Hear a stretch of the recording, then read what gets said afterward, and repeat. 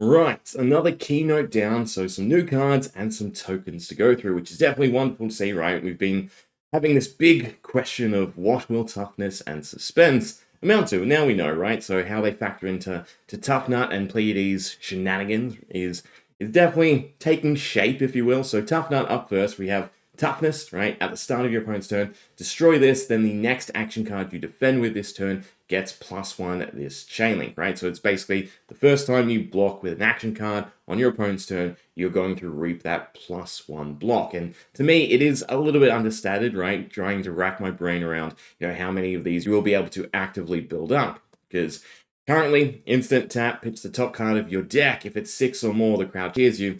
Not fantastic, right? It doesn't, to me, make up for that 3 intellect handicap, and toughness doesn't quite do enough. Again, to me, I was really hoping for at least 2 value per toughness, that you could, if you get to 2 toughness, which does kind of seem like a stretch, right? To get to 2 toughness consistently. You're probably looking at 1 every turn, every other turn, but 2 would have been nice to then be able to go over the top in terms of value, because again, just the lack of agency when it comes to pitching the top of your deck is not fantastic, so it does make me wonder what else they've got up their sleeves to help with that. I assume, I don't know, opt every time you discard a 6, opt every time you pitch a 6, something like that, right? Would work wonders. But yeah, for now, toughness at 1 does make me think that the blue line is probably a bit better than what we went over with yellow, although again, the agency of being able to actually attack and not just throw out, 9 block, maybe a little bit extra with toughness, depending on how many blue 6s we get, is, it's not going to be good either way,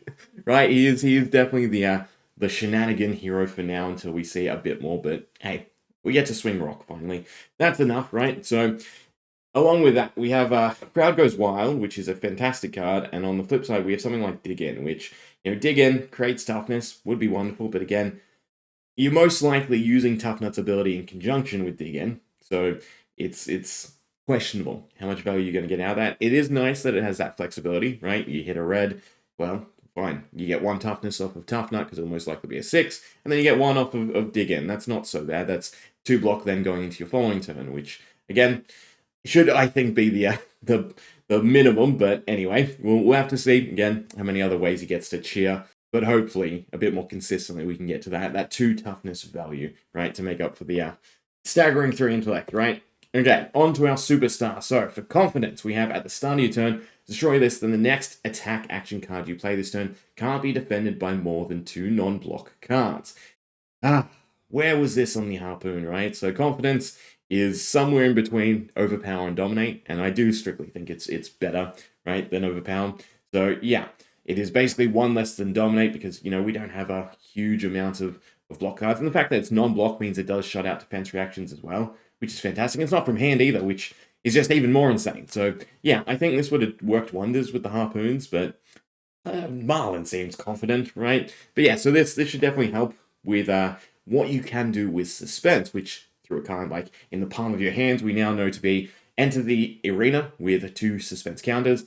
At the start of your turn, you get to remove a suspense counter, and then when the aura has none, it gets destroyed, therefore triggering its effect. So through our superstar, you can basically shuffle around your suspense counters, and with all the new auras that she's most likely getting, you'll be able to have a little bit of control when things trigger, and then, use them in conjunction with confidence and some big attacks, and yeah, you're going to put on quite the performance. But along with that, we also have a Armory exclusive card, a Majestic, that is glorious, right? It's right up the alley. I was a blue MTG player, if that's never been apparent, but yeah. Standing Ovation. If 3 or more auras of suspense have left the arena this turn, this gets when this hits a hero taking an extra turn after this one, at the beginning of the next end phase, they draw up to their intellect. So it's not just a straight beat over your opponent. They do get to, it's basically turn 1, right? But you get to go twice, which I think is really fair.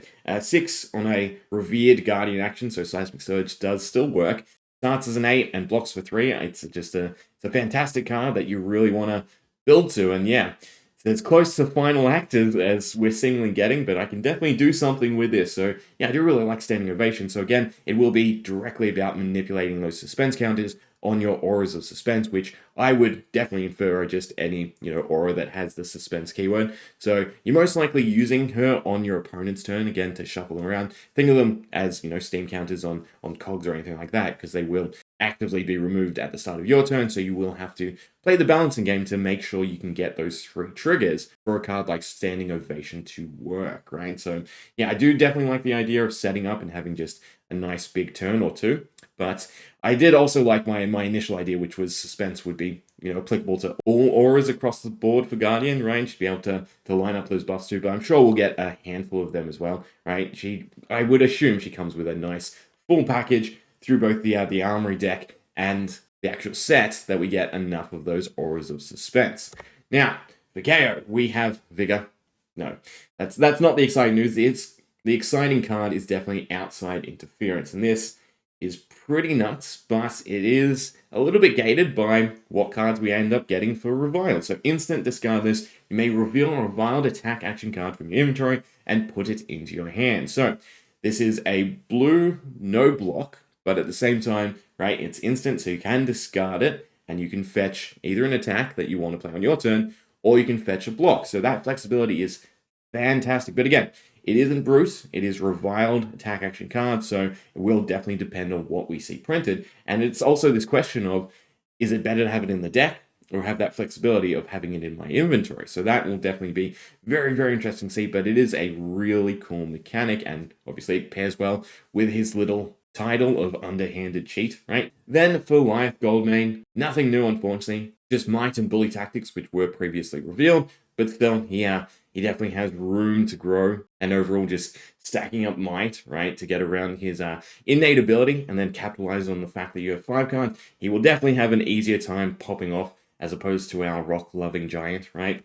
Now, pre-release kit, right? We get to see everything that's involved along with the release event promos, which are fantastic. So this does also come with 8 packs, right? It comes with everything you see before you, one of the cold form promos up the top, and then all the essentially starting equipment in the micro text, which is beautiful. And of course, all the tokens you need to actually play Limited, either at your LGS or at home, right? So yeah, beautiful. Now for the cards, our top promos, right? Spew Obscenities, Offensive Behavior, Uplifting Performance, and Old Leather and Vim all basically have similar effects, right? So basically, if you control the corresponding token, so for Spew Obscenities, it's Confidence and Might, and this corresponds with Lyeth, then Offensive Behavior for KO, Might and Vigor, Uplifting Performance for Confidence or Toughness, and Old Leather or Vim for Toughness or Vigor, right? So if you have one of those tokens, this card gets +1 across the board, right? So all of them get that +1. And then when it hits, you get to make both of those tokens, which is definitely really nice, right? They also have 3 block, which is fantastic. So these are definitely staples for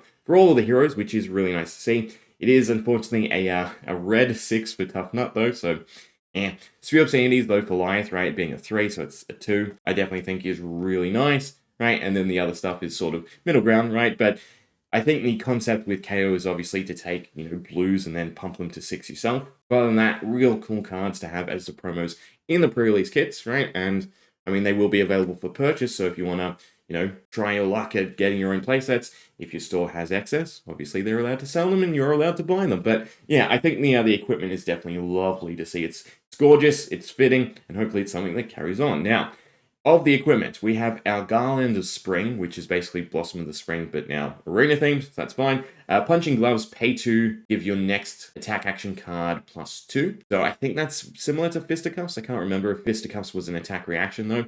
Kobe Jugs, when this defends, you may pay 1. If you do, it gets +2. So similar to, God, what was the Monarch set? Ironhide, but 1 extra block, right?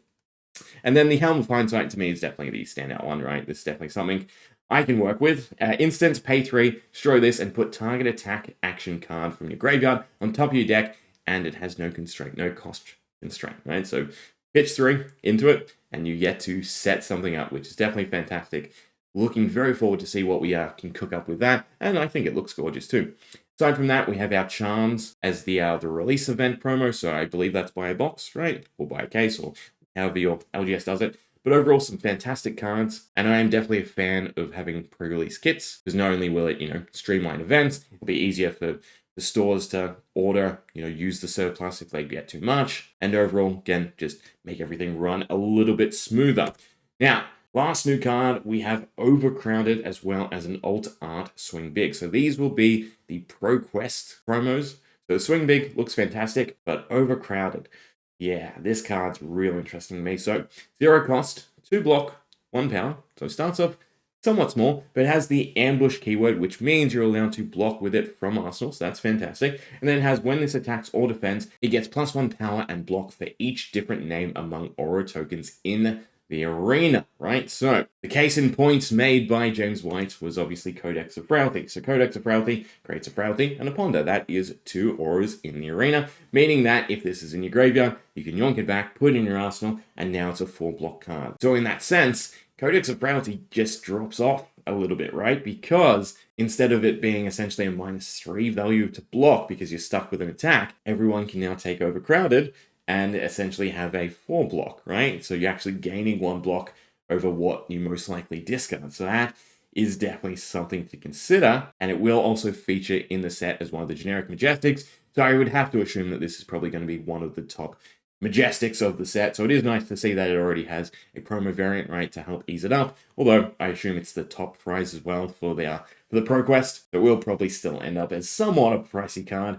Other than that, shenanigan-wise, I've been trying to wrap my brain around whether or not you can go nuts with it on the attack side. I don't think you can get anything insane. Although, fun little tangent, right? For a little side project I've been working on, I've been contemplating a Bard shapeshifter, and one of the thoughts in my head was for the shapeshifter mechanic, so similar to how Cheyenne can have any spec, right? I was thinking, what if you could have any card that creates a token, right? But then, to balance it, the Bard Shapeshifter would also have the effect of the first time you create a token, your opponent creates one too. Something like that, right, to balance it out. And in that case, Overcrowded is just a beautiful card that just goes so well with that in my brain, right? So, yeah, very, very interesting card, but most likely just superb defensiveness. Interestingly, that's 5 Majestics revealed so far, right? 1 apiece and the generic, out of a possible 11, right? Now, it's 11 assuming that all 31 expansion slot cards are Majestic themselves, right? And not classified as, the legendary reprint, upshifted rarity, or anything else like that, right? So,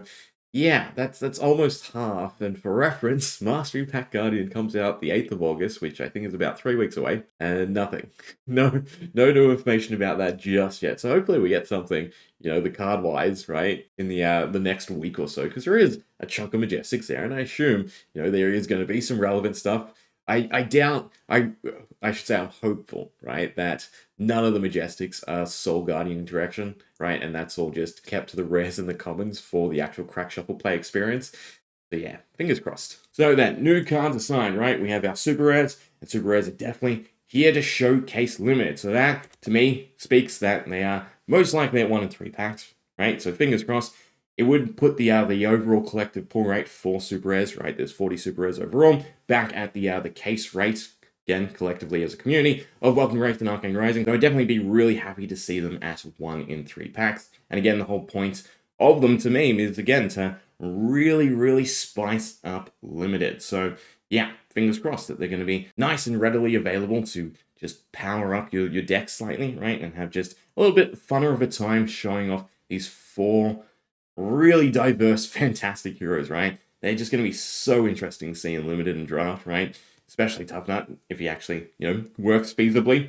Okay, then we have our, of course, 31 expansion slot cards, and the note for this is that it will be hitting a plethora of heroes, which is fantastic to see. I don't think I've talked about the potential reprints just yet, but my assumption with the whole several is we will probably see, 2 legendaries in the expansion slot. I don't think there's too many legendaries that are needed in the actual set. We definitely don't necessarily need another generic legendary. Guardian's going to be somewhat taken care of with the fact that we have the Mastery Pack Guardian coming out shortly. So it's, probably 1 Revered, 1 Reviled, and maybe something fun for one of the heroes that needs it. So yeah, fantastic to see, and hopefully it helps just spread the love and enable more heroes to see some active play and some fun decks, right? Other than that, we have the retiring of Taylor, which, if you didn't know, was a shapeshifter hero that was essentially a promo for cosplay, right? So fantastic to see. Now, there is still going to be a cosplay promo, but Taylor will be departing at the World Premiere Montreal for Super Slam, And then from then on, it will be Frankie Makes Ends Meet, a young necromancer hero. Now, both of these are the special use case promos, so they aren't actually legal in Blitz, but they are definitely beautiful, lovely cards. So if you were thinking of picking up a Taylor, I would definitely do it somewhat soon, because yeah, they're just going to creep up now from here on out. Other than that, I'm very excited to see what Frankie does, because Taylor and the fabric mechanic is something, if you've never looked into, I definitely would, but it obviously doesn't have any real relevancy to the actual game, but I think they could definitely do something with the fabric mechanic. So it obviously seems like Frankie will definitely do that as well, but it's Necromancer. I'm very curious, right? My mind just goes straight to animated mannequins. And then last but definitely not least, we have Project Blue. So coming 2026, it's a go, right? And the